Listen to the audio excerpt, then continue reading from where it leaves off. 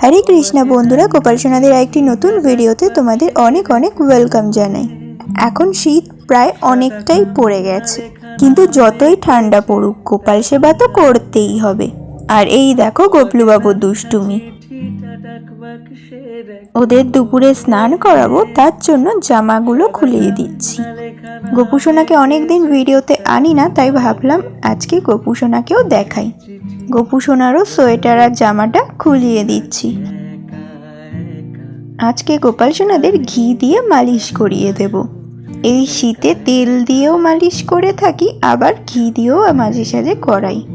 ঘিটা একটু হাতে নিয়ে এইভাবে ভালো করে মাখিয়ে এখন গায়ে মাখিয়ে দিচ্ছি।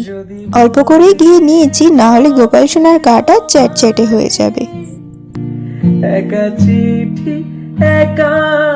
এরপরে গোপু সোনাকেও ভালো করে মালিশ করিয়ে দিচ্ছি।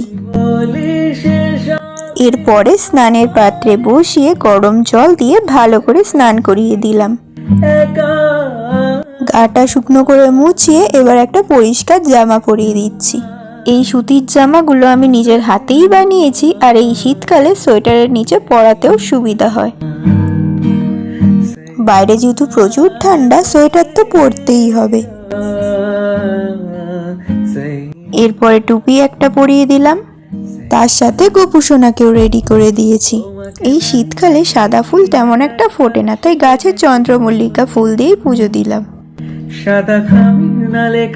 ওদের প্রিয় বাসিগুলো তো ওদের হাতে দিতে ভুলেই গেছিলাম, তাই এখন দিয়ে নিলাম।